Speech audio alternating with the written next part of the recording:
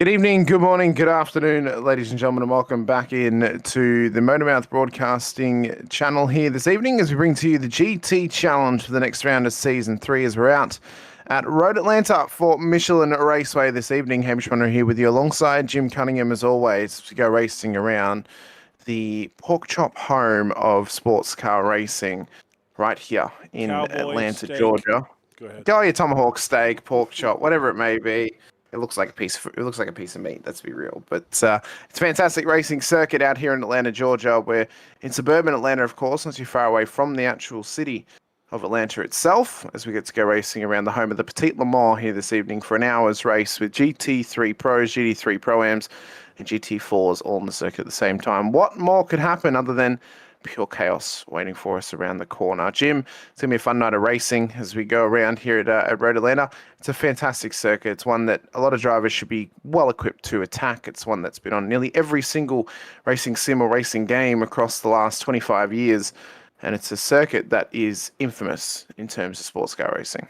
Yeah, absolutely, and it deserves to be on every racing game for the last 25 years. You know, if you think about American circuits that have been on every racing game forever, it's pretty much this and Laguna Seca. Far back as you can remember, those are the two that were on like every racing game for American circuits. I would say the only games that were not on were the NASCAR games. Well, probably the only titles you would be hard pressed to not have these on there. Yes, they. You know, this place is fantastic. Great elevation changes, a little bit of everything, and a very quick lap. It's a short circuit. These cars are going to get around here pretty quickly as we are into lone qualifying right now, and looks like most of the guys have completed their laps already. Although I've noticed that we are suspiciously missing one person from the grid tonight. Yeah, it's the driver who's taken 2 wins in a row the last 2 weeks. Although we did claim it doesn't count since we didn't broadcast prior to last week. But the winner last week at the Hockenheimring, Jacob Cotterman, not in the field tonight. And I think it's because he has cracked. He has cracked to a new level, Jim. Well, we know what he's really happened. been boned in this scenario. We know what happened at the end of the race.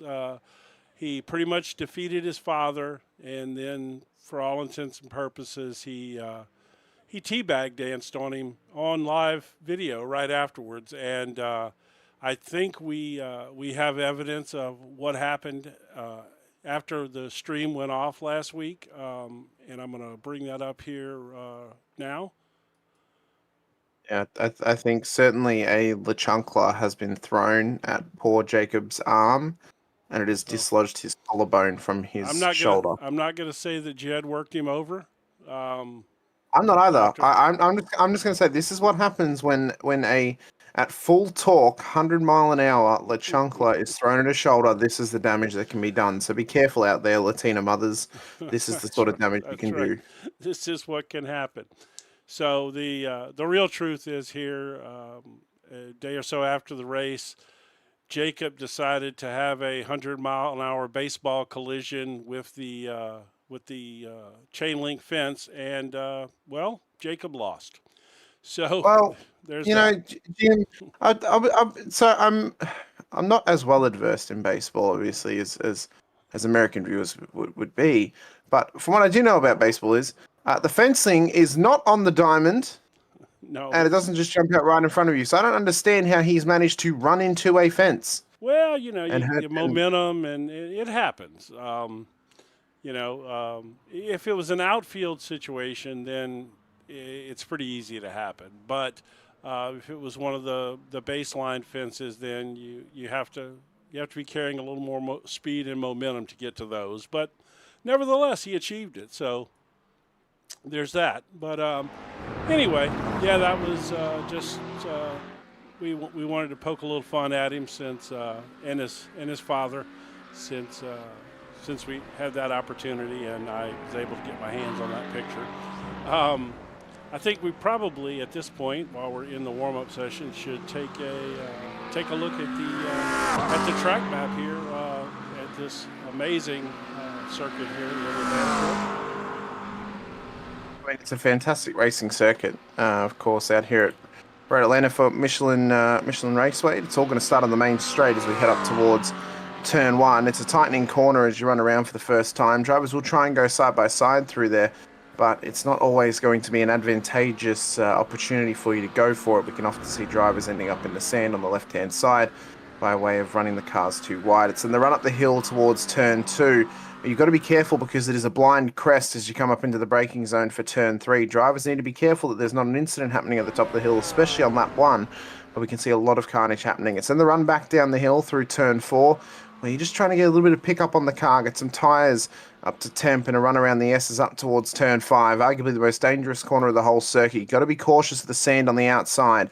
Careful that you don't catch too much curb on exit because it will spit you and buck you off like a bull into the wall on the left-hand side of the track and all hell will break loose. Turn six, one of the better passing opportunities of the whole track. Right-hand turn, heavy braking zone. If you can't get it done there, you can try and maximize the run and try and get it done down at turn seven, but you've realistically got to be right alongside before turn in to get that job done. Down the back straight then for turn eight and up towards the Formula D section at the end of the straight under the hill. So it's a sort of a uphill run and then we're straight back down the hill again through turn nine. Hard braking zone at 10A and 10B in the Formula Drift zone where drivers will need to be careful. We'll often see drivers heading off track through here when they get a little bit too overzealous under brakes. Contact can happen and hell can break loose for them too. Then the run up underneath the bridge and around turn 11, back down the hill again towards turn 12. Where drivers will try and go for moves in the race. Doesn't always happen, but it can be an effective spot for an overtaking opportunity. Pit lane's going to be tough tonight. It's a slow pit lane. It's a tough pit entry as well. They've moved the pit entry cones further back, so it's actually a much quicker run to when you need to have your pit limiter turned on. Pit exit shouldn't be too much of a drama though, but there could be some pit lane black flags being handed out due to drivers not being prepared for the pit entry and copying a speeding and pits penalty. Yeah, this is just an amazing racetrack. It's so much fun to drive. It can be a bit chaotic for sure, as we see the famous turn 5 right there that this particular car just went through. Definitely a turn you got to be careful of. That one will cause you some havoc if you carry a little too much speed through there. We are just about, I think we've got about a minute left to go in this warm-up session. Well, we'll see. I was going to say we throw up the results of qualifying, but we'll just hold on to that and just do it with the grid instead. Keep everybody in suspense. Well, what we have got is we've got tightening title battles throughout all three classes, Jim, for the pros, pro-ams, and GT4s as well. Of course, with the pros, it is Spencer Duquette leading the way at the moment. Now, he is around about 70 points ahead of Stephen Smith, but anything can swing the other way if Duquette is not careful here tonight. He did have somewhat of a poor run last time out. He had really good pace, though, but probably didn't get the performance he would have wanted. So he'll be trying to maximise that this evening here at Road Atlanta as well. Justin Bock is still within reach, but it's getting more and more out of reach, and it's really only the top three that are in this championship battle. Nathan Biggett hasn't been here. Tyler Hammond, Travis Roberto, and David Steiner, they're way too far away at this point of the championship to try and challenge for the title race in the pro class. As for the pro-ams, as we move over to them, we'll obviously be able to get a better look at this. Well, Jed Cotterman, he's well ahead of Brian Scott at the moment, over 120 points ahead at this stage. Mark Ogier, P3. Jacob Cotterman is now out of the series this season after his win last week, and he will not go any further than 2,037 points. Chris Coy will likely jump him towards the end of the season. Chet Miller as well. Ty Baxter, Liam Hubble, Michael Caffery make up the 9 cars in the pro-am class. Then we move over quickly to the GT4s as everyone's getting gridded up. And it's currently Daniel Nans leading the way on 2,734 points. Well ahead of Lance Campbell at the moment, but Campbell is still within striking distance. Kylie is out of it. He's over 700 points away from the championship lead. We then get to Cole Malley, Cameron Neilmer, James Leneven, as well as Jim Peel, Ryan Cerulik, Chris Grondon, and John Voigt for the 10 cars in the GT4 class. We have got some newer drivers, though, here tonight who we're hoping to put a bit of a strike on on everyone. You know, everyone's going to have to try and make a challenge as best they can here as they fight their way for performance and for beneficiary towards the end of this season. Derek Fulcott will start pole position here tonight ahead of Harrison Holiday. Justin Bock and Joseph DuPont will then start for the top 4. Stuart Jones will start for the pole position for the Pro-Am class ahead of Spencer Duquette. Francis Crosby ahead of Tyler Merritt, with Michael Anderson ahead of Guilherme Oliveira for the top 10. Kurt Basil will start ahead of Jed Cotterman. Thank you so much. Cotterman will start P3 for his class. Kurt will start P2. Brian Scott, Justin Welsh ahead of Ty Baxter, Ryan Bajole ahead of Brandon Herzing and Jason Holland. We then get to the GT4 front runners as Lance Campbell will start pole ahead of Cole Malley, with Corey Patton and John Voigt for the top 4. Michael Smith, Aidan Kiley will then start for the 24th position on the road tonight, as we then head back to the final few drivers in behind them, including Christopher Grondin ahead of Travis Roberto, Chet Miller, Jacob Cotterman, who's not racing, of course, Marco Ogier. Backfield Roberto and Cotterman. Well, Cotterman's not racing, but Roberto's not made the grid. Everyone else, well, they're going to get resituated into their betterment classes. They just haven't set qualifying times here tonight. So it'll be Fulker and Holiday at the front of the field, who will be hoping to maximize their performances here tonight and try and maximize the opportunity to get a positive position on the road here at Road Atlanta. But we know that lap 1, turn 1 is going to be chaos. Lap 1, turn 2, 3 is going to be chaos as well. Turn 5, we're going to have to keep an eye out for. Hopefully they will spread out nicely before they get out to 10A and 10B. Otherwise, we could be in for a nuclear disaster at the end of the lap. As the race comes into its own, though, drivers will situate themselves as incidents happen. Of course, the field will spread.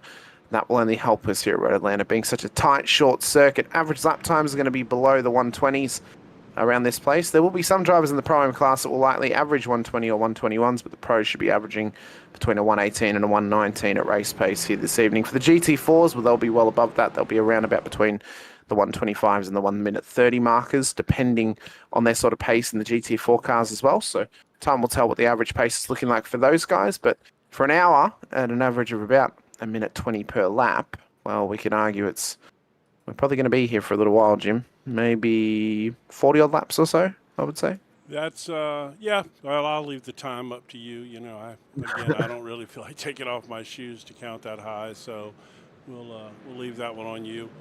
I tell you what, though, I just hope that they maintain a little control going through the S's on the first lap. That's all I ask. Well, you are wishful, Jim. You are wishful. We know Road Atlanta. We know what it can be like for drivers as well, just as Trading Paints is reloading for us here. So we'll hopefully get our proper paints up and running in a moment's notice. Up towards the start-finish line, though, and we are underway at Road Atlanta as Fulker gets the green flag up towards turn 1.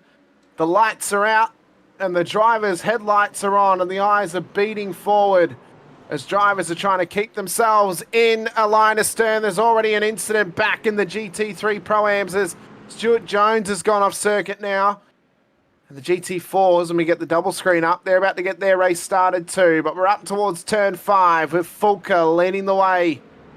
Of course, we're going to be in for a twilight affair tonight, Jim. Sun will go down by the end of the race, and it'll be a dark affair for some drivers out there. Indeed, yeah, it's gonna that changes things around here. It really does.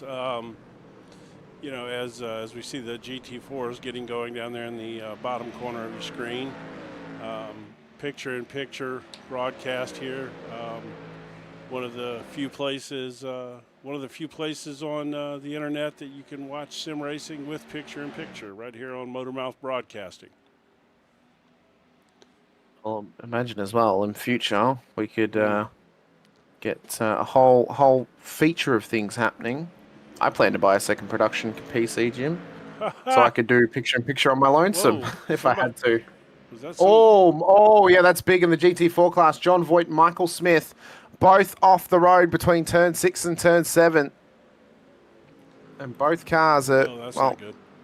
Michael's had to have a tow, but this is what happened with Michael. He drifted it around turn 6, tried to put the power down. Oh, my God. So that wasn't even a case of, well, I suppose maybe John thought he was just going to drive back on the track and he locked it up, maybe? Let's watch on board. Yeah, I think that's probably what happened. He just lost it on his own. Oh, did he? Okay. It's hard to say. It's hard to say what he was looking at, though. If he was looking far enough forward, he could have saw that car spinning and potentially reacted to that. And by the way, John, unfortunately, I didn't get an answer to you before you had that little incident there, but your camera is not working according to my side over here. I do not see your camera working. Oh, Justin Welsh, sorry, Jim, is off the road at the exit of turn 7. So we're already getting some drivers here who are falling by the wayside early in terms of some of the challenges and the tricky corners of Road Atlanta. It's a circuit that does not hold back. So he was just off apex, ran it a little bit too wide, gassed it up, and round she went. Didn't even hit the curb, just did it all on his lonesome. Yeah, I mean, it's easy to do. You know, the problem here with these elevation changes is it changes how much the car is loaded into the track. You know, if you catch a spot where you're coming up out of a dip or something and the car gets a little bit light and you gas it up, you just lose traction. It just breaks loose. It's same thing as when you're cresting a hill like that and it gets light. That's why this turn right here is so brutal. Going through the Esses there at the entrance to the Esses, turn 3. Same reason. It's such a tough circuit, demanding circuit as well. You never really get a chance to breathe around here, No. Jim. Even down the back straight. The back straight, I mean, we'll watch it as we ride on board with Jed here as he comes around turn 7 in just a moment. You'll see down the straight, I mean, the straight, it disappears very quickly. I mean, you think it's a long, long straight, but you focus up, you have a little breath. Yes, you've got time for maybe a little drink or something. Maybe. But it's not long before you're down at turn 10. I mean, you are into the braking zone. And the problem is as well, because you're trying to maximize exit at 7, you're thinking about, well, I've got to think at turn 10 here. I've got to think about, can I go for the move? Can I get down the inside? And then all of a sudden you're in the braking zone. You're like, oh no, I've got nowhere to go here and I'm missing my brake marker. I mean, It's very easy to get overrun with yourself. And you have to potentially put your car into the right position, maybe even set the driver up in front of you to open up the side that you want to make your move on. Yeah, it's just there's not much of a rest around this place. It's notoriously one of the most taxing tracks to drive for sure.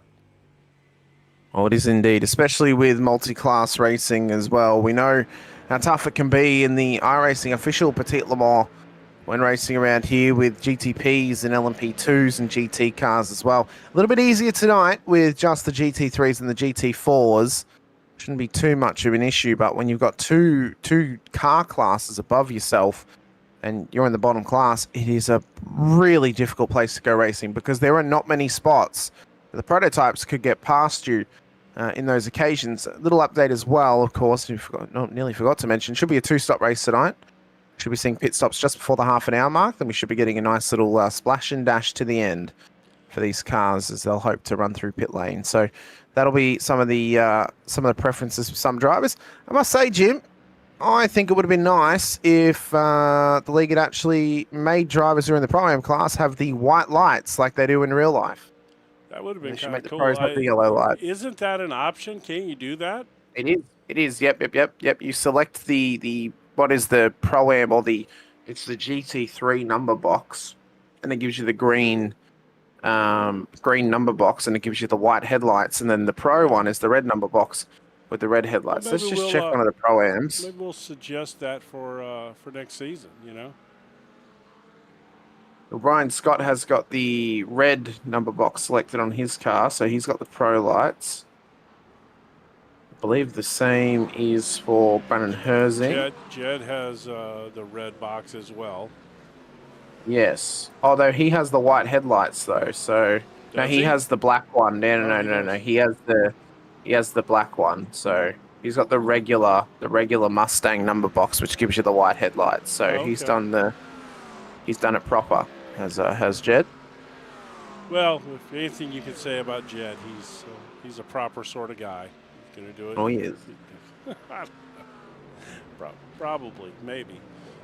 Unless he roughs his son up for dancing on him. I'm not saying that happened or anything, but you know, it's really suspicious that Jacob had a baseball incident, you know, right after.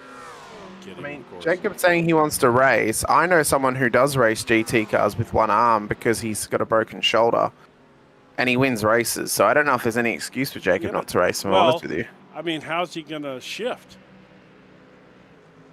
Well, if you have dual paddles. Right, but he can't get his arm. He can't stick his arm out. It's his collarbone, so his arm has to stay strapped to his side. Yeah, that's fine. Turn the force feedback down and set your right side shifters, if you got dual paddles, set the bottom to downshift and the mid one to upshift. Oh, yeah. Well, yeah, you could do that, actually. Yeah, Jacob, what's your excuse? Or if you've got a spare button on your wheel, use the button. If you've got a clutch pedal, you could use the clutch pedal as a downshift. Yeah. Might be a bit hard trying to brake, but you deal with that as you get to it. Somebody's out there cheering for, literally, someone is out there cheering for Harrison. Harrison Holiday. You get it? Look. He's racing very well at the moment. I know, Harrison Holiday. No, their name is someone. Your trading paints is not wanting to load paints right now, Jim, is it? Mine? Yeah. Is it not? You've got all base paints. Well, let me turn it off and start over. Oh, there it goes. Let's see what's happening now.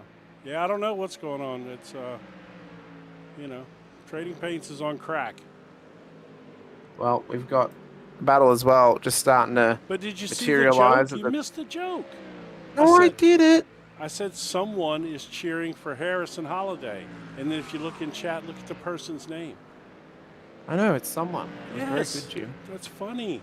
Did it load the That's very paints now? funny. It's still loading them. We got a battle that's starting to materialize as well inside of the pro class between Tyler Merritt, Michael Anderson, Guilherme Oliveira as well. So your thumbstick. And I was actually incorrect last week, Jim, when I said Tyler Merritt. I thought about it post-haste. It wasn't Tyler Merritt I was thinking of. When I mentioned good friends with Jesse James, who we know, is actually somebody else I was thinking of. Yeah, no, It's Tyler Murgy I was thinking of. To be fair, it's both Tyler M, so... Yes, Tyler Merritt is the guy that we met many seasons ago racing racing oval track racing with his thumbstick, and and now I'm assuming he's still on thumbstick. We don't know that. He may have gotten himself a wheel, or he's probably still kicked up with his feet up on his couch, driving with his controller while eating popcorn with the other hand or something. Well, he's driving pretty well if he is doing that, Jim. Well, he's got a lot of experience. Oh, poor John Voight has had another incident, and I'm guessing that's what. Oh, yeah. No, he's on controller. I can see the way he tried to catch that car then as he's gone off the road. Oh. It's immediate left. So, yeah, he is on controller as Tyler Merritt off the back of that incident. We commentator cursed him. Who else are we going to target now? Oh, surely it's got to be Jed. For the bit, it's got to be Jed. Yeah, well, we'll save that for later in the race when it matters more. This is what happened with Tyler Merritt. It was a wild run off at turn one. Tried to turn it on Oliveira and just couldn't quite get the turn in on the corner. Nothing wrong for Guilherme there. He was in the right spot. They were in the right spot. Should we tell people that we actually tried to practice his name before the race just so that we could get it done? Why would you say that, Jim? I like to have the aura that I'm good at names. Thank you. You are good at names. I still can't say it, and I've tried it 10 or 12 times practicing it, and I still have no clue how to say it. Nice move there by Spencer. He's done well as Spencer. I mean, bit of work to do tonight. He's now down 2 spots already. It was a fairly strong race last time out, but probably not the result he would have wanted out at Hockenheimring. But yeah, he'll definitely want to be trying to extend his championship lead by getting himself up into a race-winning position. Kurt Basler leads the way at the moment for the GT3 Pro-Am class as well. He's just up the road from Spencer, around about 3.7 seconds up to the next car. There's a bit of work to do for him to get up there, but at the moment it is Derek Fulker who leads the way for the GT3 Pro class. Lance Campbell is leading the GT4s at the moment as well. They've just been started to get spread out thanks to the traffic starting to make their way through them, so everyone's getting caught out and everyone's getting dragged out a little bit too. But we know with the GT4s they can find their way back together again after the pit stops and after the strategies come together. Maybe after a little bit of luck as well, Jim. It could really bring them back into it for us. It does, yes. That's often the case. This is shaped up into a nice little battle right here. Look at this. Well, they're battling away really well. We've got that guy with the name that I can't say right there. Oliveira. Yes. I can't even say his last name. That's how bad I am. Guilherme Oliveira. Yep, and we've got Michael Anderson. That one I can cover. That's a name you can easily pronounce, Jim. Yeah, Michael Anderson, I got it. Jim, I think you should just give in and say Guillermo's name as white as possible. I don't remember. Tacos and beer. No. Yeah, tacos. You got to say it as Midwest mum as you possibly can. Guilherme Oliver era. Oh, yeah, that was terrible. I'm not even sure that was. I can't wait for you to make that into a short, Jim. That's going to be fantastic. Oh, yeah, well. Oh, my goodness. Well, Guillermo is currently being chased down by Spencer Duquette at the moment. There's about couple of minutes 2.2 seconds in between them. Couple of minutes. A couple Jeez, of seconds. I mean, you got me all how thrown far off. away do you think he is from him? He's in Mississippi. He's a couple states over right now. Oh my god! You got me all thrown off with the Midwest mom. Now I can't. Now I really can't pronounce his name because I've got this Midwest mom pronunciation in my head. It's horrible. Get Arkansas. Get Arkansas, Jim. Yeah, I know, right? Bill Clinton. Hot Springs. Should be pronounced Arkansas, not Arkansas. No, that's right. It is Arkansas, actually. That is correct. What's funny is one of the other leagues that we broadcast here. One of the guys is from Arkansas, and he's from Hot Springs, Arkansas. And I've been there on I don't know, a vacation, I guess you'd call it. They got beautiful lakes there, and it's a really cool place.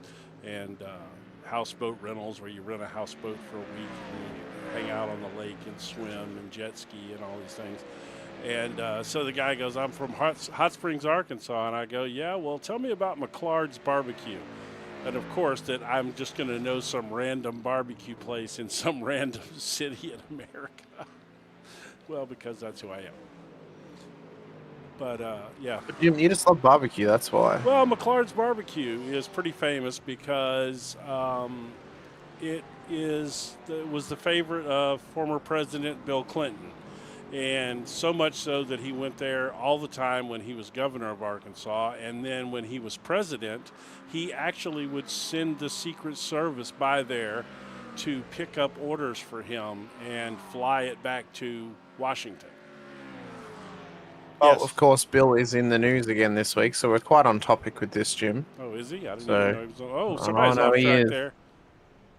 Yep, that there is Brian Scott, who's just run wide down at turn 1. So he got going again, didn't make any contact with the wall, which was lucky for him. But I do have to say, look, Ryan Bajole is back this week. He is. Being that we just picked. Oh, and he's running the JPP, the John Player Special livery that made famous in the 70s by Ayrton Senna and won a Formula One World and Championship. Michael Andretti as well. Well, Mario Andretti, whichever one it was. Yeah, And Mario. That's where I was headed. I was fixing to say Mario Andretti won a Formula One championship with that livery.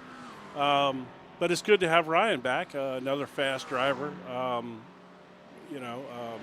Currently in 8th place right now, but based on previous experience with him, we know he is fast. We do know that. Although he's in a Porsche this season. If I remember right, he was driving I want to say a McLaren or a Lamborghini last. He was driving a McLaren.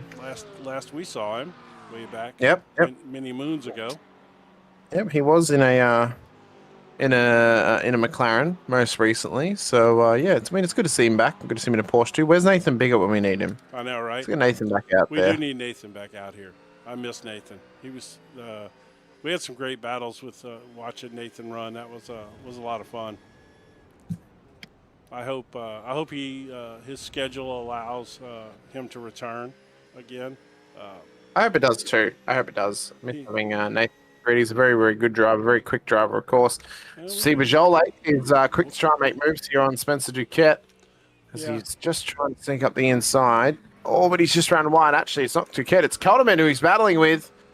As Calderman's now going to come around the outside, down the back straight. So, Movements are being made here in the midfield. All the GT3 cars, well, there's some tight little battles happening. Unfortunately, the GT4s have spread, as we mentioned, thanks to the fact of the traffic getting involved. It's often the case with multi-class racing. Everyone begins to get spread out just a little bit. Oh, some contact though, and Bajolet's knocked off the road. Brian Scott has made front to rear contact. That's not going to get looked at nicely, I'm sure. Probably not. And it's forced Bajolet back to pit lane. All right, let's see what happened there if we can.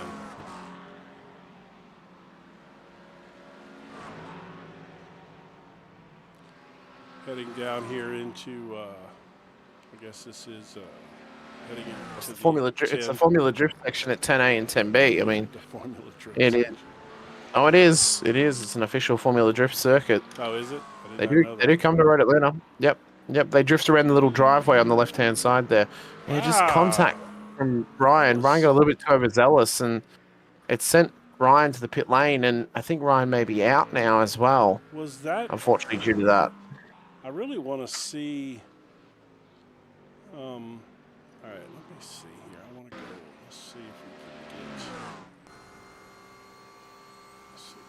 I don't want to be on board with him. I want to be on board with the other guy, which of course I've missed entirely. It's okay. So, I mean, Ryan left him plenty of room. Yeah, left him plenty of room through 10B. I'm not 100% sure there was contact there. Oh, you know what I want to do? I'm going to go back one more time, real quick. Let's see, where was that at? It was here. And then I want to do this right here. I apparently want to freeze the camera up because that's what I do. Apparently. This is on board with Joseph Dumont. Well, Dupont. I don't know what happened here. It freaked out. It was completely wigged out on me. Don't mind me. Here we go. Let's go here, Jim. I got you. Thank you. I'm just going to go back live then because I do that better. All right, let's have a look here. So, on the chopper cam at the moment, so let's watch this out. So, he comes through, leaves him plenty of room. Yeah, no, there was contact, Jim. Yeah, it was, okay. Clipped the back of him, and it made the car just get a little bit loose, and then it's caused it to go off track, and then he's pulled out of the race, unfortunately, for Ryan Bajolet. Derek Fulker has got the fast lap of the race. He said it last time, but it was a 1:17.62. His previous lap was a 1:19, so he pushed out to get a nice lead, and then now he's starting to save some fuel by having a slightly shorter pit stop. I'd say maybe the traffic had a part to play in that as well. Dealing with the GT4s as he runs around the circuit can often be the difficulty of Road Atlanta, and that can really affect your lap times if you are not careful. Joseph Dupont is battling away here with Harrison Holiday as they traverse the traffic as well. And then a run around through turn 4 and up towards turn 5.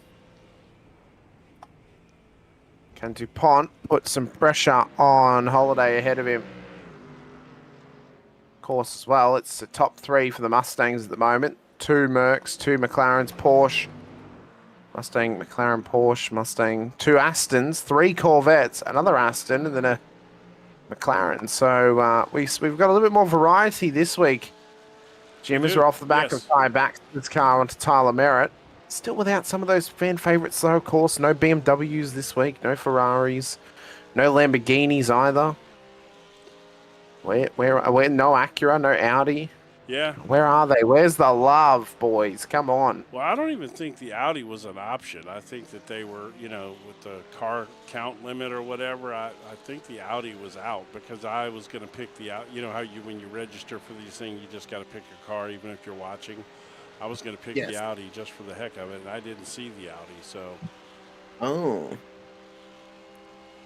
Well, that does make it a little bit more... Well, a little bit more interesting. I mean, it's a shame that we can't run the Audi. I suppose if it was a GT3 only series, you could. Yes. But with all the different GT4s as an option as well, that makes it a bit harder. Of course, GT4s, but we've got one of everything tonight. We do. That there is Kurt Basler coming into pit lane. So the leader of the Pro-Am class into pits. So this must... No, not necessarily early, Jim. I mean, he'll get the same amount of fuel he was going to put in anyway, but he may be going for a bit of a split fuel strategy here. Yeah, maybe. So definitely, definitely a two-stopper for him. I'm not sure if... Unless you're doing max fuel save, it's going to be a two-stopper no matter what. Okay. So That's always going to be the test for these drivers. He is now stopped in the box, and I think he's taking tyres, Jim, because he's going up and above 20 seconds. Is he? At this stage, he is. Yep, 22 seconds. So he has taken, I think he's either taken tyres or he's taken fuel. But in saying that, 22 seconds, he could have taken tyres with those 22 seconds. Yeah. I don't see the point in that, Jim. He could have just taken tyres if he was going to take that much fuel. Yeah. Then he could have just short stopped the last one, you know. Yeah. Good question. I don't know. I mean, we've got our software that we can bring up, but it's ultimately just going to estimate the same thing that you and I are looking at. So That's right. You know, it's only going to look at Jason Guilherme Holland's setup there. Oliveira is in as well. Oh, That is a good setup from Jason. I know, look at that. Oliveira in. Oh, it's like the rig that's at my house, Jim. Looks good. Yeah, I mean, I have all that many screens and all, but mostly I use them for broadcasting. I don't run triples when I race. I either run widescreen or VR, which I think I'm gonna VR myself for Christmas and get myself one of those new little teeny tiny headsets so I can put it on my big giant head that I have. See how that looks on your head, Jim. So, Guilherme out of pit lane now as well, 24.8 seconds from them. So, well, so that must be a legit fuel stop then. Yeah, but you could take tyres with that amount of fuel. That's the thing. Well, they would be we covered. Didn't click on him, so we don't know for a fact that he didn't. We need to watch somebody. Well, I was watching him. Oh, you were? Okay. But I didn't pay close enough attention, if I'm honest with you. Why I was, are you yawning? It's like 10 o'clock in the morning there or something. Or noon or something. I know. It's in the afternoon at the moment. I'm yawning, Jim, because it was a late evening for myself. Oh, and Did you now? Yeah. Do tell. Yes. I was making memes. Oh. That doesn't even surprise me with you. That's like I'm not even shocked. No, me and Rhiannon were in bed and we were making memes. That was literally what we were doing. We were on our phones. Making memes. Yes. Well, in a Discord server. You've made some interesting memes since I've known you. I have nothing egregious that I've made that last night. No, nothing egregious last night. I have made some egregious ones before. Yeah, not last night specifically anyway, huh? No. In the previous 2 weeks, sure, I've made some pretty egregious ones. Sure I have. Absolutely I have. Oh, Yeah. Got another one coming in here. I'll tell you what, I'm going to stay with DuPont. I'm going to go to the outside camera. You pick up somebody if you would like up front or something. And I'm currently on the back of Harrison Holiday at the moment, who is battling away and was within that battle with DuPont. So they've continued on as DuPont's down in pit lane. But yeah, I've made some egregious ones before, Jim. Hello, Sunday mornings. Hi.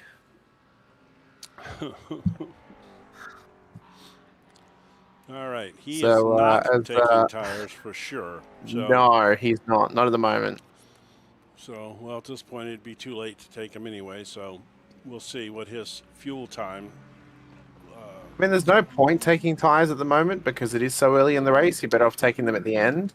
True, but at least halfway, they'd still be better. And what was his stop length there? Let's see, 25.4. Okay, so fuel only.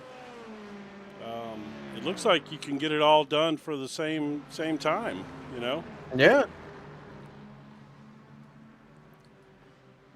So that our pit stops and software is pretty much useless then. No, it's not really designed for this sort of.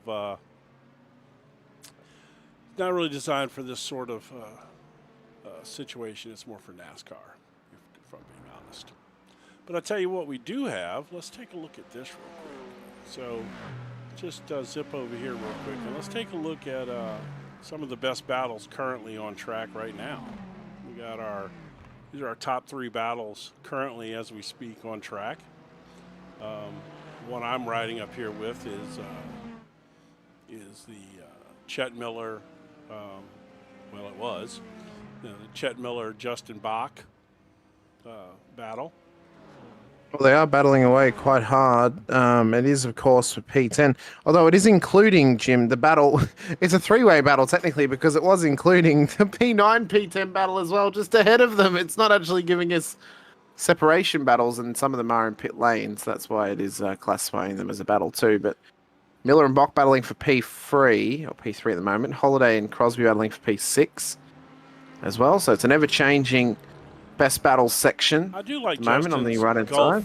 Golf paint, blue and orange livery he's running this season. It is nice. It should be on a Ford or a McLaren, though, Jim, if I'm honest with you. Whatever. It's, it could be on a Porsche, On a Porsche as well, yes. Yeah. That's right. So why not put it on an Aston?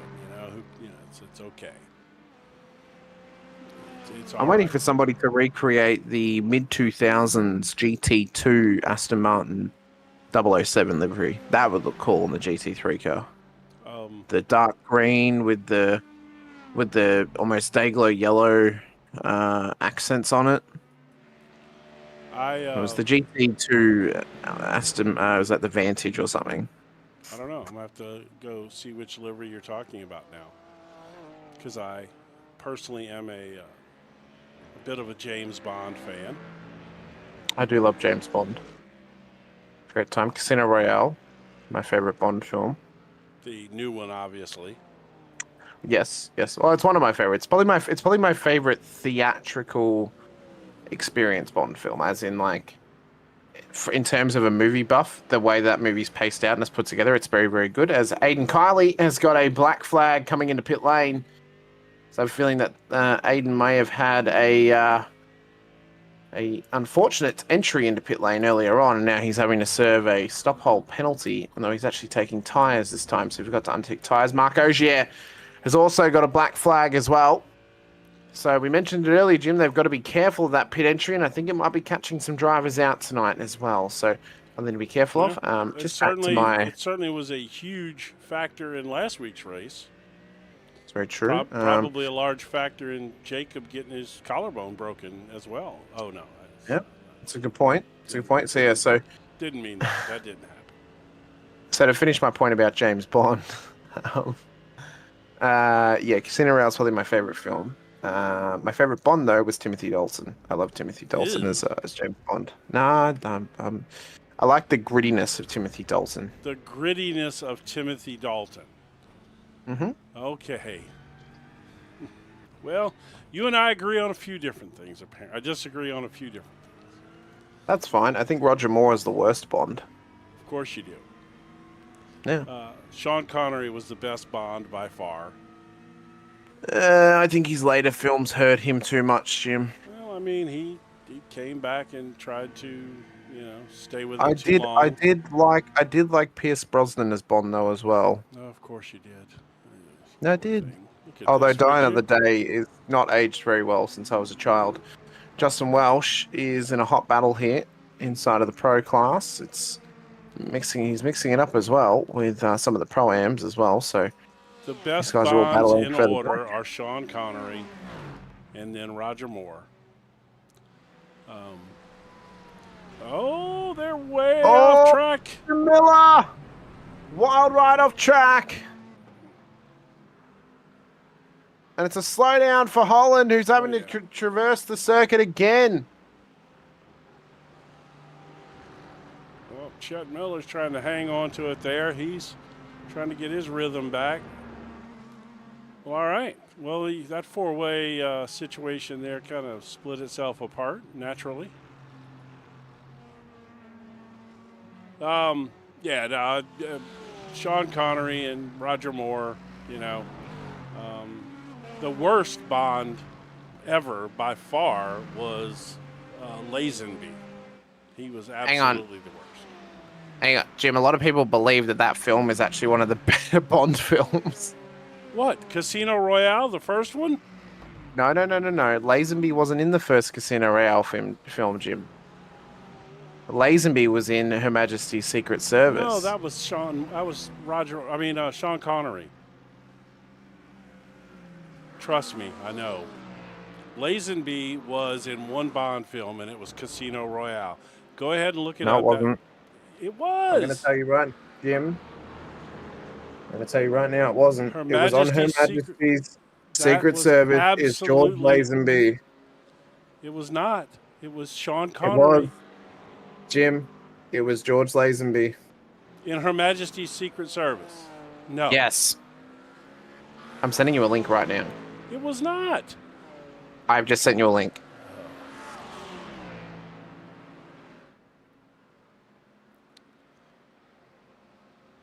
James Bond was my tism as a child. Mine too. That's why I'm pretty sure you're wrong.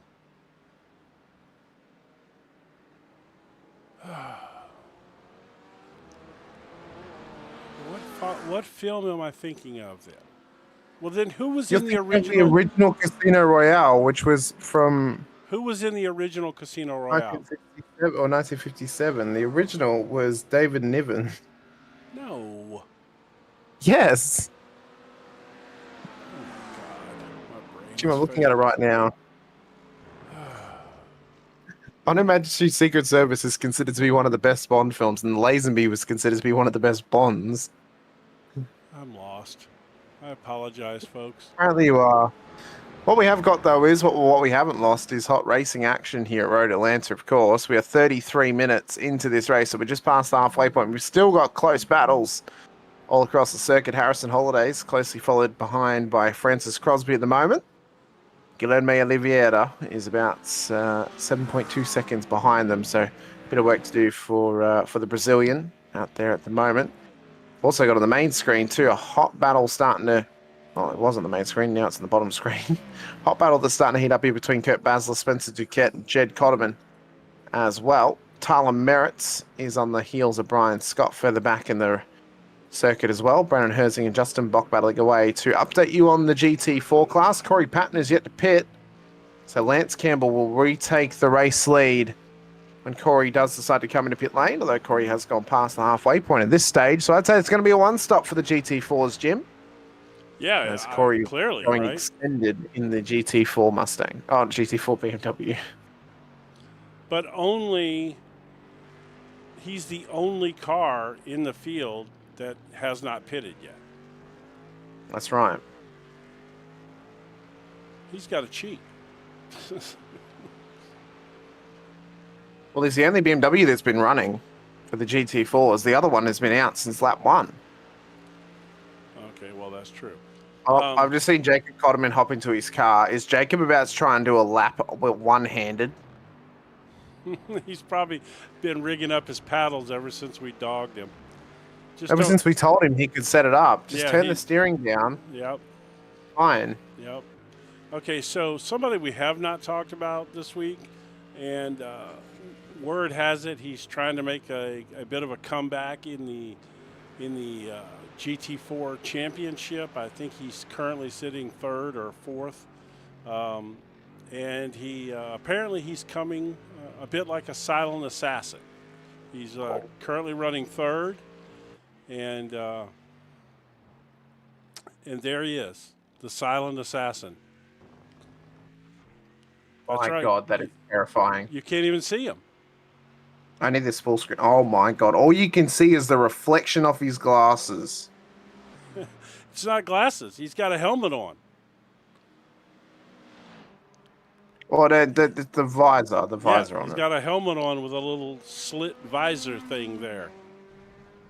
And he's using the awesome RGB red version of his microphone, his HyperCloud microphone, to cast over the room, which makes it even look more awesome, I have to say. That is terrifying. That's great, isn't it? Hold on, I'm going to do something I literally never do, but just because I love him for playing along. So let's do this real quick. We're going to turn this part off for a second, and we're going to go this and see what happens. So Patton, by the way, is finally in pit lane after all that discussion about his strategy. Bailey saying he looks like a Republic commando. Yes. He does, yeah. Yeah, he looks like one of the clones. All right. So let me see. So Let me see something. I'll take it off picture in picture for 1 second. I don't know if this is it may not work. because I probably don't have these set up That yet. can lead me on to another opinion that I have, Jim, that you are very likely going to disagree with me on. Well, that's it. I'm But used to everyone's that allowed at to have this an point. opinion. Yeah, Revenge of the Sith is the best Star Wars movie. Oh my God. Well, at least it's not. At least you didn't come up with some crap like the one with that Jar Jar Binks character in it. What, Phantom Menace? Yes. I mean, there's parts of Phantom Menace I like, but Jar Jar Binks is. I do actually like Phantom Menace. You like Jar? I'm If you not. tell I'm me not. you like Jar I Jar don't like Binks, Jar Jar. I'm cutting your mic off. No, I don't like. I'm not saying I like Jar Jar. I don't hate Jar Jar though. Like Oh my God! It's Stop. like. I would argue Attack of the Clones is a worse film than Jar Jar Binks as a character. Which one was Attack of the Clones? Episode 2. The one When with Darth Anakin Maul? says he doesn't like. No, that's Phantom Menace. Okay. Attack of the Clones is when they introduce Count Dooku, and Oh yeah. Okay. Anakin says his distaste for sand. It has very good memes. Bad film. Could have been done a lot better. So Phantom Menace is the one where Anakin was pod racing when he was a kid. Yes. Yeah, Yes. yeah, I actually that was like great. Phantom Menace. Yeah, no. Phantom Menace I actually enjoy. Phantom Menace was great with the exception of Jar Jar Binks. I mean, I liked the pod racing part. I loved Darth Maul as a character. I love Qui-Gon. I wish we got more Liam Neeson. Qui-Gon was great. Yeah. He was my favorite Jedi for a long time. Well, that's just because of your age. Just for the record, Uh, I saw the original Star Wars 11 times in the theater. I had watched the original 3 before I watched Phantom Menace. Well, that doesn't, but still, they were outdated to you, I'm sure. No, they'd been remastered by 1999. 1999. Yeah, that was when Phantom Menace came out. Yeah, well, I was there in 1977 or 76, whichever one it was, 76, I believe, and I saw it 11 times in the theaters. It might have been 77 because I think I was 11 years old when I saw it 11. Well, to be fair, Jim, when a movie ticket costs a nickel, it makes it a lot easier to go to the theaters 11 times. So, It was probably a quarter, not a nickel, but yeah. Possibly, I don't really know.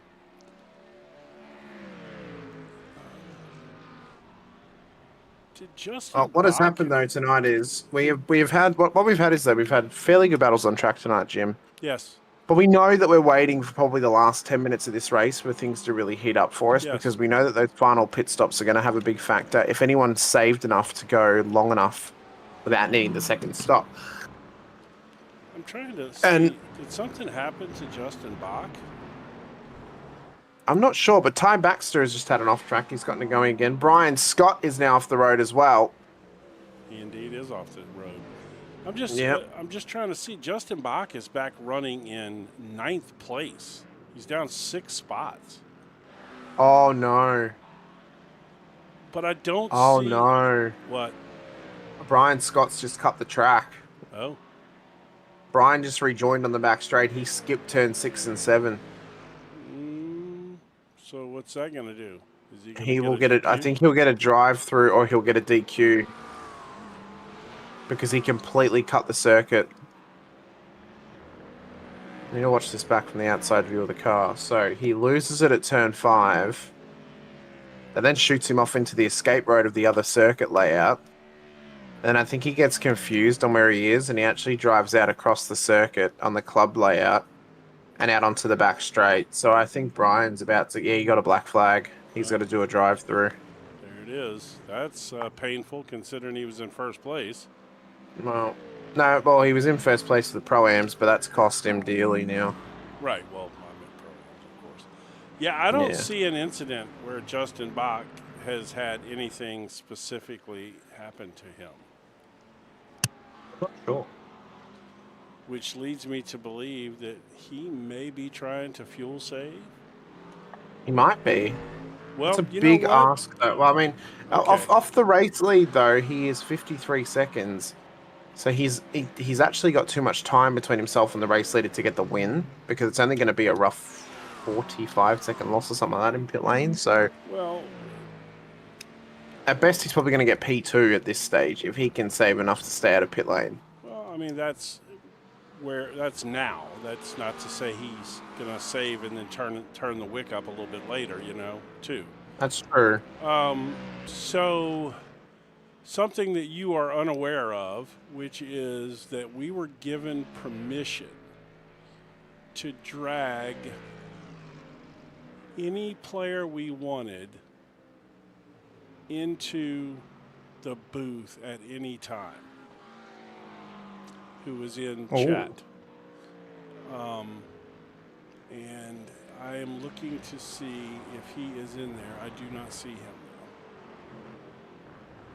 Who are we looking for? I was looking for Justin. I figured what a great opportunity to test this out. We could pull him in and see what's going on. I can see him. You see him in the chat? I've got him. You want me to drag him in? Yeah, drag him in. That sharp right-hander on the outside. Hello, Justin. We've just cut you off. Yeah, oh, sorry. Well, we were told we could pull anybody in at any time, so we chose you. Mainly because I noticed that you were running back down here in ninth place in class, and I didn't see an incident that would have put you back there, so I figured we would drag you in and see what happened. Did we miss something? Really? No. No. Oh, it was right at the start. It was literally the start. The leader jumped the green, and it just caught me off guard because I was waiting for green, and the leader jumped off and went, and then I missed a shift. And then I thought I had the pit limiter on, so I put the pit limiter on, which in fact I had it off. So then I turned it on while I was trying to drive. Yes. So that's what. So I literally dropped back to last place by the first or second corner. Okay.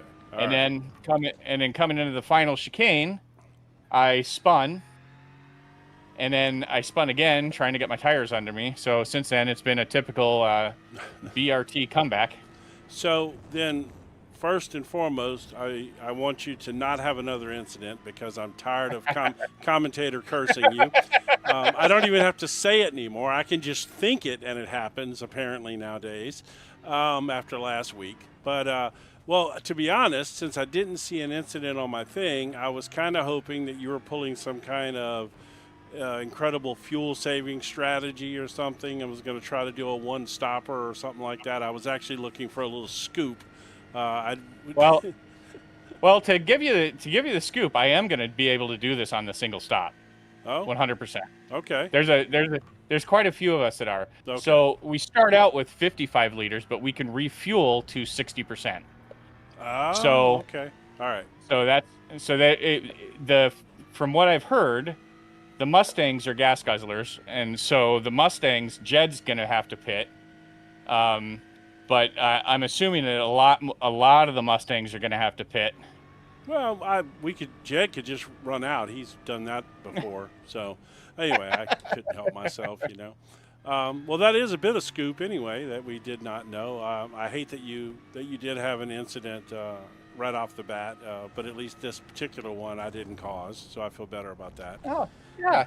And it's good to finally talk to you guys. Yeah, no doubt. And in the future, I'll pick I'll pay more attention and pick a better, more opportune moment than to pull you in when you're running in the back. You're absolutely fine. But we do appreciate you coming in and chatting with us, and maybe a few of those gas guzzlers will have to pit a second time, and you can make up some additional spots and get yourself a decent finish tonight. Oh, that's what I'm hoping.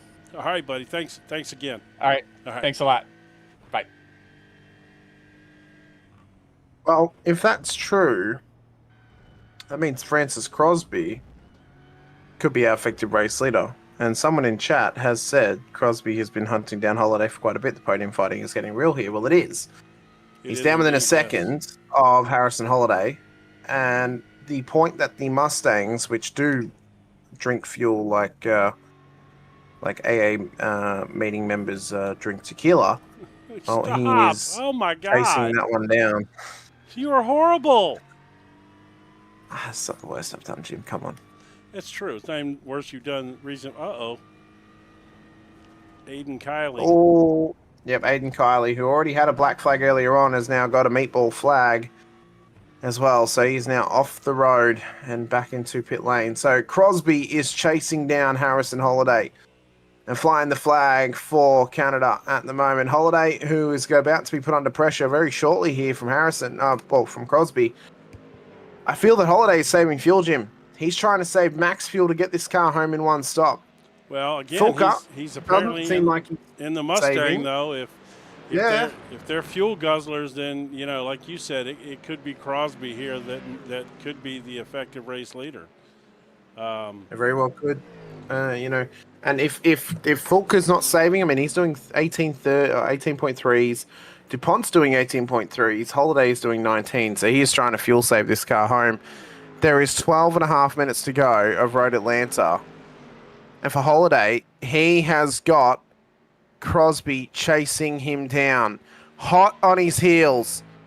He's within the line of sight for Crosby. If he looks in his rear view, he'll see Crosby right behind him as well. And the Merc is half a second away from a podium position in the Pro Class tonight. It has been a chase down for the second stint of this race. The Merc could save enough fuel to get that car home, and it could be an all-time victory for him if the top three Mustangs all need to pit. Now, speaking of that, there are 5 Mustangs currently ahead of Justin Bock, who we just spoke with, so there's a possibility of 5 positions to be gained for him, Jim. That would could get him. That would get him up into P5 in class because 4 of them are pros. That would be pretty cool for him for sure.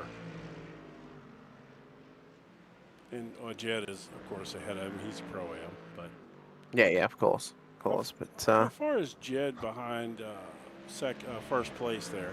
Just out of curiosity. He's 24, 12 seconds. 12 seconds behind Kurt Basler in the Porsche. That's and I would argue if any car's going to make it home in one stop, it's going to be the Porsche, Jim. Right, I mean, you would think so. Porsche's normally pretty good at fuel. That's probably true. It's the lightest car in the field, so yep. There's that. Easiest to save fuel with as well. Yeah. Carries speed really well. It's probably the most well-balanced GT car in the field is the Porsche. That and the McLaren, I would argue, are both the most well-balanced cars. So, you know what you don't see at all anymore are the Acuras. I know. Where have they? It's like they got nerfed and then everyone just dropped them like a bad habit. I mean, yeah. But what we have got at the moment, Jim, sorry to interrupt, is a battle for P3 about to commence. Less than 0.2 of a second between Holiday and Crosby leading into turn 1 with 10.5 minutes to go. So Crosby looks ready to pounce on P3. And the podium fight is beginning to heat up here. The wick has been turned up. And the candle is burning bright for Francis Crosby. His GoPro is not working, apparently. It's an advertisement for GoPro. There you go. You're welcome. Right. Didn't turn it on. But, it was working earlier, but it is not working now. So, folks, Francis Crosby does not want you to see what he has going on currently. So we will. Well, we've got Jacob Cotterman in chat saying Jed is slow. Well, Jacob, you may be fast, but that's probably why you hit the fence and broke your collarbone. You're a bit too quick there, buddy. So. Is he out there on the track now? No, he's not. He's just sitting in pit lane. Oh, okay. Yeah, he said he had his camera on earlier, so I'll pull him up. Let's see. Did I turn his camera on? I did. Why is his camera? Oh, no, I didn't. There he is. Oh, or not. I don't know why it's not on. Anyway. Yep, well, I tried. Ironically, Jacob just sent me a waving GIF on Discord messages. Yep, well, I can see him on his thing with his little sheet thing wrapped around his arm, holding him up there. He's got like a homemade sling going on or whatever that is. I want to see how quick Jacob is with a collarbone broken. Tacos and Beer just decided to pit again. Yep, so Tacos and Beer. Guilherme Oliveira into pit lane in the McLaren. By the way, he is Brazilian, so yes, which means his native tongue is Portuguese. It's Portuguese. Yeah, Portuguese. So, yeah. Even though he is not from Portugal, I am going to call him the Portuguese man of war because he speaks Portuguese. I don't know why. It just sounds cool. Just call him the Brazilian man of war, Jim. Yeah, it's different. There's no such thing. But there is a Portuguese man of war. You could call him the Aztec man of war. Were the Aztecs down in Brazil? Yeah, they were Brazilian Aztecs. They're all throughout South America. Okay, that's The possible. only reason Brazil speaks Portuguese is the Portuguese founded Brazil. Well, yes, but they're still Brazilians now. They're now Brazilians, but yes, it's the only reason they speak Portuguese, and it's Brazilian Portuguese that they speak. It's slightly different dialect. It's like French Canadian. They speak a slightly different French to French people. Right, as do Louisianians. Yes, exactly. That's Cajun French. As do Australians to the English, or Australians to Americans. We speak slightly different English. Yes. We spell it differently as well. Spell what differently? English? Certain words. Yep. Oh. You spell color without a U. Yes. No. There's Color. Yes. It's Colour, Jim. Oh. It is there anyway. And in every other English-speaking country. Well, do you spell tires with a Y? We might do. I'd have to check. We might do. You don't even know? Well, I do. I spell it with a Y. I'm pretty sure we do. You made me think now of a random word. Well, that's the obvious one that I see all the time. Being that we do sim racing for a living, we happen to see tires quite a bit. And Oh my god, Bailey wants you to call the rest of the racing Cajun. Oh no. where is Bailey? Is he out there? He's not racing, he's in chat. No, I know. He is in chat. I know that he's Oh, there he watching. is. Yeah, I know he's watching. He's over in the bucket at the moment watching along. Kurt Basler out of the lead in the GTD Pro-Am class is now in pit lane. So, can Crosby fuel save his car to a one stop? And can he get past Harrison Holiday? Because this battle has been continuing on for the last 3 laps. And with 6 minutes to Basler's go, pitting. the question then becomes, Basler's in. So, no fuel save, not enough fuel saving for the Porsche. For the Porsche. So that would lead me to believe that there aren't going to be many that are going to be able to do that if he couldn't pull it off. No. But we'll have to wait and see. So now We know that Cotterman's in the room with Bach, so we know that Cotterman will have to pit.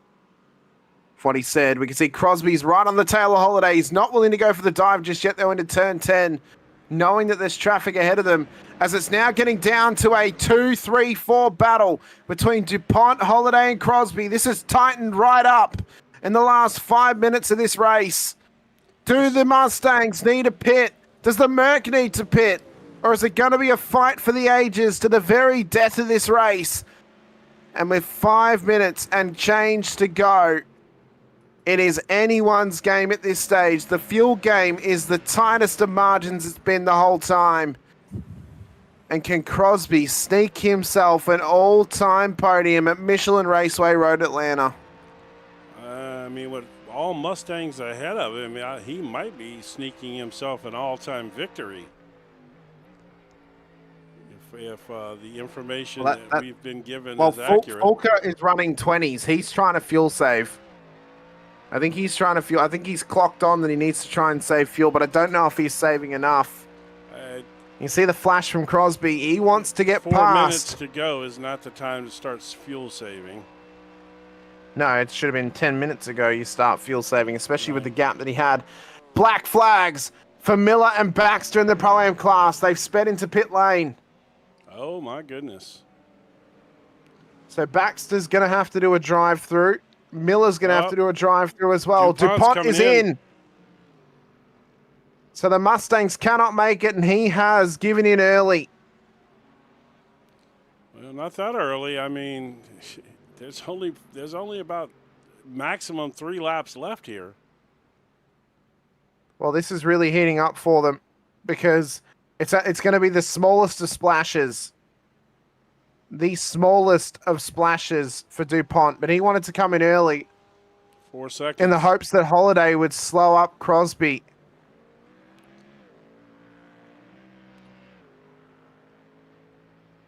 He's now out of pit lane. So, when does Crosby... when is he able to get past Holiday here? When When can it happen? At this Or is point, Holiday I going to don't be able to think hold he's- him off? I don't even think he would be a fool to even try it right now. Just stick to his bumper, race him hard, and make him burn that fuel. And if he's going to have to pit, you just pass him when he pits. You don't have to risk your car yet. You risk your car on the last lap. There's no need to push him. He's right going yet. for it. He wants it. Why would you do Inside at 10A. Gets the outside at 10B. Can he get the run up and around turn 11? He stayed out. So the battle continues on. Yeah, I mean, And this is tremendous. More black flags, by the way. Miller has Oh. just come in for his black flag. Holland's got a meatball. Baxter's still got the black flag. where did Holland? Oh, he went off track. Well, we don't have. We'll catch that. Unfortunately, we won't be able to look at that because of what's going on track right now. But yeah, I don't know. Folky's not exactly. He turned an 18 flat last lap. So he's not exactly saving. Either he realizes he can make it, or he's gonna pit. One of the two. I think he knows he has to pit, and he's got to try and build this gap out. I mean, that's what you would think, right? Because otherwise, he would still be somewhat DuPont- conserving. DuPont came out 23 seconds behind Crosby. So if it's a 23-second loss in pit lane, roughly, Fulker's going to come out behind him. So he is trying to push this car to its absolute limit to try and sneak this car home. He's got 18 seconds back to P2 and P3. He's gone again. It's going to be 2 more laps. He's just done a fastest lap of the race, a 1:17.54. Crosby is still hunting down Harrison Holiday for P2. This race is heated back up again to its absolute peak. I'm quite And Crosby confused. is yet to get past. It looks like Cotterman's not going to pit either. He's going again.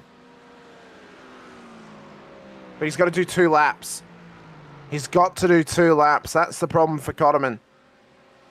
He's either got to do 2 laps or he's got to let the race leader get past him. He's got a black flag as well. Who? Cotterman. How did He that got a happen? black flag for incident points. Oh, my So God. Cotterman has to come in. He has to do the And drive-through he this can't- lap. He can't He pit. can't pit. He has to do the drive-through this lap. And there's a massive moment with Oliveira at the top of the hill. Merritt's in the pit lane as well. It is heating up. Crosby's finally gotten past Holiday, by the way, through all of that. He's up into P2.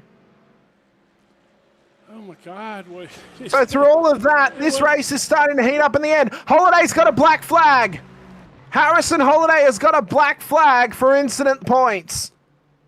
Oh, my gosh. So Holiday What has to is come in with 1 lap to go. If he needs to pit, he needs to come in for a drive-through and then come back around again. This is the nail in the coffin for Holiday's race. So Anderson's got a black flag too. if he Crosby's needs gone fuel- again. If he needs fuel, he's got to stop If he for needs fuel, he's screwed. Yeah, 'cause then If he needs fuel, he's screwed. Yep. Because he'll take the fuel, he'll come back out again. He'll never complete the drive-through before the end of the race. Right. It does not look like he's going to pit. He's staying out wide. So Well, Fulker stayed out. Fulker has stayed out for this final lap, so he is going to take home the win unless he runs out of fuel. at this point, he could As he's just practically coming down run the out back there straight. and get to He the. could. He could get to the start-finish line from there, just about. 'Cause it's almost all downhill from there. Well, except for the uphill run up towards turn 11. That's the only Yeah, struggle that's streak true. for him. That's true. That's true. But final few corners, and this race has gone off in the last 5 minutes. Round comes round comes Derek Fulker, sorry. Big fuel save from the Mustang, and he's done it in the one-stop strategy at Road Atlanta, and a fantastic effort. Francis Crosby, an all-time performance from him, is about to come round. Duquette's got a black flag as well, so Bock's going to get up into the top 4 or the top 5 because Holiday served the drive-through.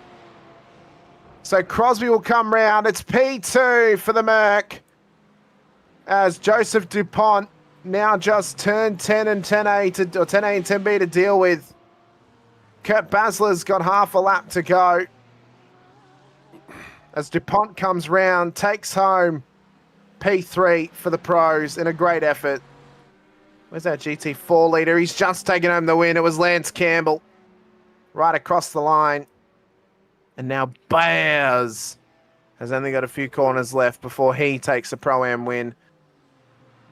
What was a wild end to that race. What? It was. What's brutal here is Cotterman is going to take a 40-second penalty here.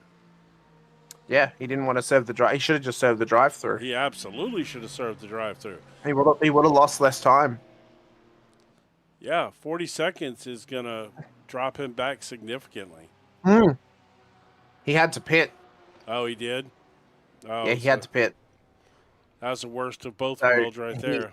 So he had to choose between not making it home or getting a 40-second penalty. He made the smarter choice. Yeah, he definitely made the smarter choice. But my goodness, what a mess this thing turned out to be at the end, huh? Oh, it was big. It was big for a lot of drivers.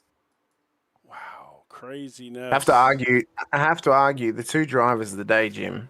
Crosby for that chase down, but Fulker was just dominant at the front. Very dominant, big time Oh, dominant. I mean, yeah. Holy cow. Wow. Yeah, incredibly dominant. Cotterman ended with the black flag, so that's going to add 40 seconds. So that's going to drop him. Drop him well down. It'll give Jones the podium. He'll go down to P6. Yeah, he'll be ahead of Baxter. So yeah, he's going to lose a couple spots. But yeah, no. Yeah. He'll be in Baxter's position. He'll have Baxter's position. So he'll go. Where was he? Well, he won't be. He won't be behind Baxter. Yeah, he will. 28, 32, and 19. No, he should be in front of Baxter. It's a 40-second penalty, Jim. Right, 32 and 19. Oh yes. Sorry.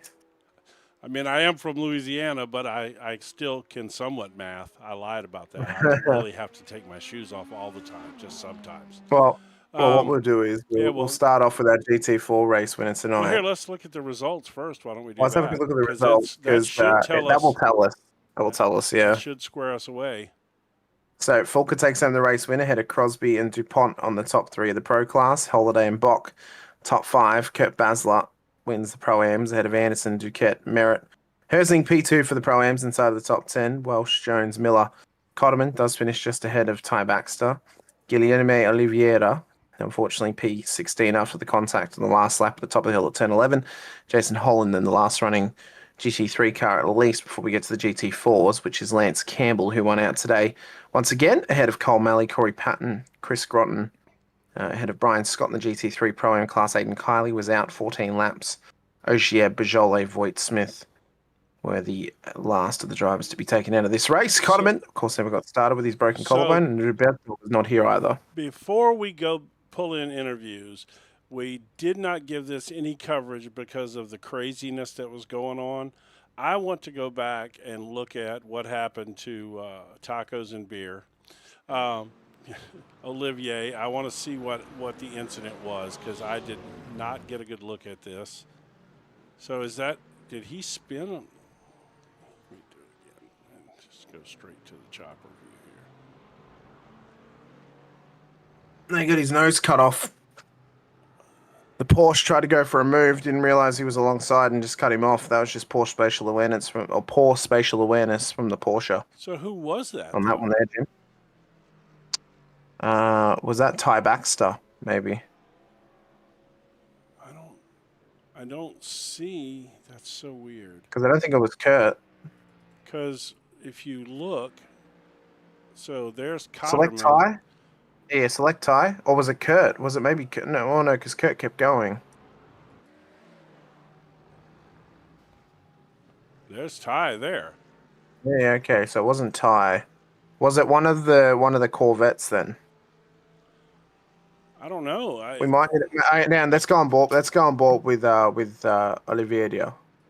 Let's go on the roof of him because we'll be able to see then what car it is. All right. So it's a Merc. It's Michael Anderson. Is it? Yep. All right. Let's see. Yep. Where's Yeah, that's a Merc. All right. Yep. All right. So let's do this. Let's go back to the chopper now and stay on Anderson. Let's watch. So, Oliveira goes up the inside. He's there, and the Merc just runs over him. Yeah. Cuts his nose up. Yep. Okay. All right. Yeah, I just wanted to see that before we did the interviews because we didn't give that really any attention whatsoever, and it was a huge moment in the race. So, all right. Yeah, now let's pull in some interviews. Who you want to drag in first? Let's have a chance with GT4 winner tonight in Lance Campbell. Lance, congratulations. Race win for yourself here at Road Atlanta. It's another bag of points for yourself as well. Top performance. How did you find dealing with the traffic at Road Atlanta? I know it's one of the worst circuits for multi-class racing in terms of traffic management. How did you find the GT3s around you this evening? Thank you. He was napping on us. He was. Thank you. He was having a big sleep. Lance, how did you find the race tonight? Can you guys copy me? We can. Yeah, now. we can. Yes. Can you hear us? Yeah. Okay. How did I find the race? Yeah. It's good from the front, right? So Yeah. He found it it was satisfying. pretty slippery. It's slippery. It was slippery. Yep. How was the traffic management tonight, Lance, for the GT3s out there? It was difficult because they came up on you so quick. So like turn one, it was really debatable on whether to slow down enough or just stay on the line and hope that they could.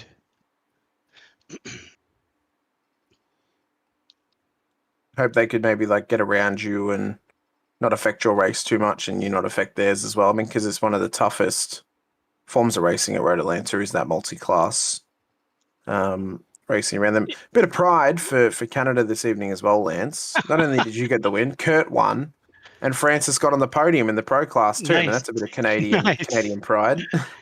Nice. It yeah, no, it was a good go. Just hope to keep the momentum up. That's all.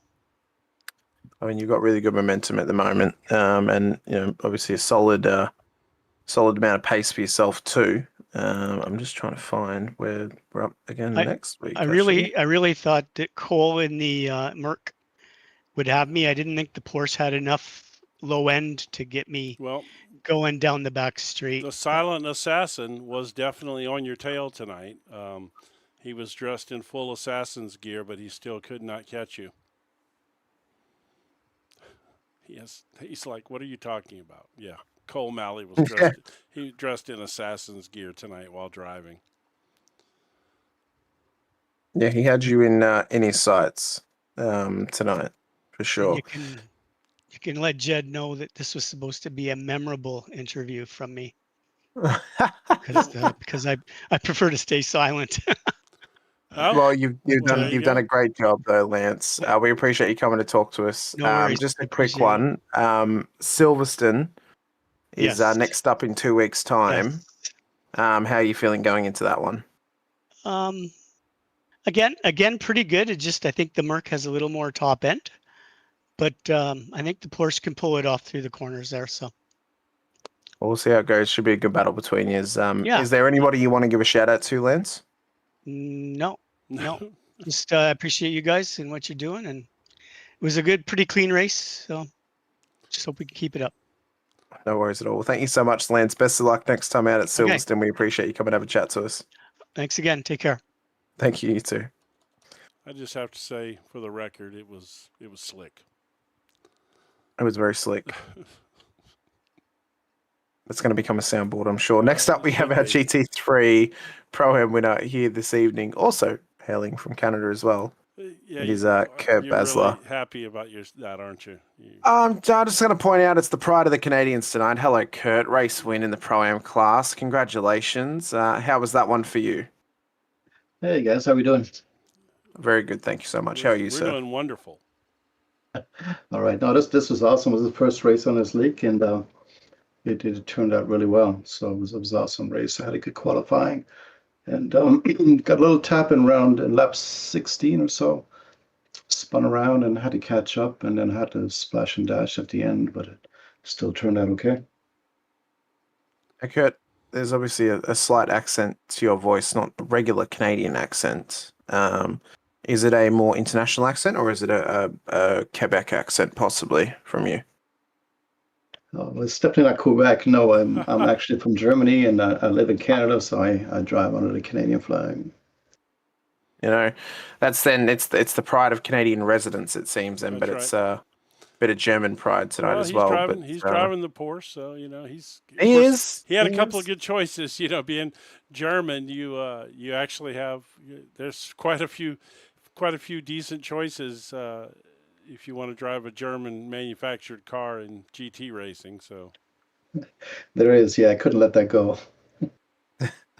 Well, Kurt, it was a great performance from yourself. We've got Silverstone coming up in a couple of weeks' time. How are you feeling going into that event for the next round? Yeah, Silverstone is not one of my strong points, so I'll try and give it a shot here and do some practice this week, and we'll see how it goes. Looking forward to it. well, the good news You is did a you have very 2 good job. weeks because we have Yeah, 2 we have weeks. American Thanksgiving off next week. So you have 2 weeks to get yourself up to speed at Silverstone. That might help. It might help you get a little bit closer, but or at least get up to pace. I'm not a big fan of Silverstone myself driving it, but it can give us some good racing. So we'll see how it pans out. But Kurt, really appreciate you coming to have a chat to us. Is there anyone you want to give a shout out to before we let you go this evening? Yeah, thank you. I mean, everybody here, it was an awesome race. Everybody was really good, passing and everything else. And thanks to Jed for inviting me over here. And we were racing another league together, and that had an unfortunate end. So I'm glad to be here. And yeah, it was a good night. Oh, Kurt, you've made the mistake, a crucial mistake of telling us that you are an international who we know will speak another language as well. And we like to do this whenever we can. Are you able just to say a few short thank yous or words in your native tongue of German as well? Of course, ja. Hey, vielen Dank an alle, die hier waren und alle super gefahren haben. Und danke und Grüße an meine Kinder, Enkelkinder, mein Vater hier auch in Kanada und mein Bruder in Deutschland. Und ja, super, bis nächstes Mal. Ciao. There we go. Dankeschön, Kurt. Best of luck next time out at Silverstone. We appreciate your time. All right, thank you. Thanks. Thank you. Another international. I enjoyed that. It's good. It's good to have It's another good. one other than just Daniel. It is, and we now get to expand our international. I mean, I love Germany. It's one of my favorite countries I've ever traveled to. I wish to go back there again. It's fantastic. So congratulations to Kurt on his win here this evening. But next up, we have got our race winner in Derek Fulker, who I'm just going to say we can confirm with him. It may have a German name as well in Fulker, but Derek, congratulations, race win for yourself. Dominant race win, it must be said. 21 odd seconds to the end there, and a well-earned victory for yourself. How are you feeling tonight out at Road Atlanta? Yeah, thank you. It was a good race, a lot of fun. This is a home track for me as I live in the Atlanta area. So one that I absolutely love to drive, and especially under the lights. With all the different cars moving around in the dark shadows, man, it makes it a hell of a lot of fun. Now, it's obviously a difficult track for traffic management. Derek, how did you find traversing the GT4 traffic and some of the lapped GT3 cars as well? Yeah, definitely. Patience is key. Obviously, we don't want to run over the GT4s, and it's our responsibility as the faster class to pass safely. So, yeah, there were some times where you'd catch the slower class cars at the wrong time, but unfortunately, that's just multi-class racing. You know what, Derek? You answered that correctly. That was the best answer you could have given. You have now earned the victory in my heart because you have said the keywords of patience and just waiting. That is your favorite word. Well, it's what it is. Multi-class racing is all about patience, and there are so many high-class drivers who just show no patience whatsoever, and they cause wrecks, and it can be annoying, to be honest with you. So Derek's done everything he needed to do, in my opinion. But Silverstone next up in a couple of weeks, Derek. How are you feeling going into that one? Yeah, definitely looking forward to it. It's a fun track. It's definitely very challenging, very punishing on the tires. So yeah, definitely will have to be working towards some tire management and staying out of trouble. Well, that's going to be not so much of a tough task, I suppose we could say. At Silverstone, it's a lot wider. It's Grand Prix style circuit, a bit longer as well. So I'm sure there'll be a little bit more breathing space for yourself with the traffic. Be interesting in that Mustang, though. I think I will. Maggots and Beckett's may have some words for Derek and the other Mustang. Heavy car, high speed corners. Yeah, that could it could be interesting. It could be, but Derek, is there anyone you want to give a shout out to before we let you go here this evening? Yeah, I definitely want to thank everyone in the league. Want to give a shout out to Jed and definitely you guys at MotorMouth Broadcasting. Been fantastic. The streams are awesome.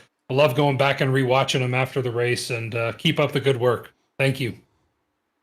Oh well, when you do watch this back, you get to hear me prove Jim wrong about James Bond. So that's Yeah, always a good well, time. that's true. Yep. I'm embarrassed. I thought you were better than that, Jim. But I'm Derek, hanging my head in congratulations. shame at this point. I have to turn in my secret decoder ring. You do indeed. But Derek, congratulations on your race win. Best of luck next time out in a couple of weeks out at Silverstone. Appreciate you coming to have a chat to us. And yeah, congrats and enjoy the practice and enjoy the week off for Thanksgiving. Thank you. Cheers. Thank you so much. You know, he had a dominant race when I literally searched up highlights of him, and it was the start of the race and then him leaving pit road and entering pit road. That was literally the only incidents on the entire thing because he was so far out in front of everyone. He did everything he needed to do. And Jim, I love the fact that America has holidays because it means I get a week off next week for Thanksgiving. Yes, you do. I don't even celebrate Thanksgiving. You were going to take the week off anyway, though, because you're going to be. Oh no, that's the week after. That's Silverstone week that I'm off. It's the start of December. Next week is off because of Thanksgiving. No. And then it's the first week of December that I'm off. Yes, it is. Then you had it wrong the first time? Nope. That's not what you said. It is what I said. Anyway, no. I'll go back and confirm that. I have it on tape. Anyway, it was a pleasure because you originally put yourself off for the week of Thanksgiving holiday. And then we realized that they were off the same week. But anyway, we can do this when we're not on stream because we already bicker like a husband and wife on stream as it is. Jim, we are like an old married couple. We are. Except I was wrong tonight, so there's something wrong with that too. Anyway. Well, we appreciate everybody joining us once again. Shout out to all the series sponsors as well. They help us get on stream with you guys and get the racing action for us too. Without them, I do want to mention something. Thank you for bringing that up. I'm not going to go into a long rant about it, but a short one. Digital Race Engineer, as most of you know, have been a sponsor for a while now here on the channel. I don't have to tell you how great it is. Obviously, if you don't know already, go down and click the link below. Go check it out. There's a video where the owner is explaining some of the benefits. We won't go into all that right now. But I will say, for those of you who race other sims other than just iRacing, it is now 100% compatible with Le Mans Ultimate, which happens to be a sim that I race quite a bit, and I am thrilled to now have it in Le Mans Ultimate as well. So anybody who does race Le Mans Ultimate, it also is now fully compatible with that as well. So that's it. You can continue, sir. Very good. Well, shout out as well to our stream sponsors, of course, who help us get the streams out to you in Digital Race Engineer, and as well Track Cams by Gourmet too. They help us make everything look wonderful for you with different track cams available to us. Next time we're on your screens will be Monday morning for me. It'll be Sunday evening for everyone in the US, Jim. It'll be a back-to-back race of Oakhouse ARCA Series and, of course, Heart to Heart as well for their Truck Series too. So you'll be able to get the double up of action. It'll be myself and Ewan O'Leary for the Oakhouse Series. It'll then be Jim and Jake for the Truck Series straight afterwards as well. So you can go back-to-back with MotorMouth Broadcasting action. I've got a big weekend of broadcasting coming up, Jim. It's not going to slow down for me anytime soon. Tomorrow morning, we've got High Point IMSA action coming your way, myself and Jim in the booth, right here on MotorMouth Broadcasting as well. I've then got other stuff to do later in the evening. I've got stuff on Saturday, Sunday. It's a busy weekend for me, but it's going to be a fun weekend for myself, Jim. And I know that everyone's going to want to check out all the action that we've got on offer, of course, tomorrow, Thursday night, and then Sunday night, sorry. Obviously, all that action coming your way too. So why don't you hit that like button, the subscribe, the bell icon as well, so you're notified whenever we go racing on the channel, because there's more stuff coming, Jim, for 2026, and it's only getting bigger and bigger and better. And there's going to be so much more fun stuff to come your way throughout the next year as well. So it's been an absolute pleasure once again. We'll be back tomorrow night for High Point IMSA action. But until then, I've been Hamish Monroe with Jim Cunningham alongside. Appreciate your time. Appreciate you for being here with us. thanks so much for supporting us as well. But until next time, stay safe, drive hard, and as always, bye for now.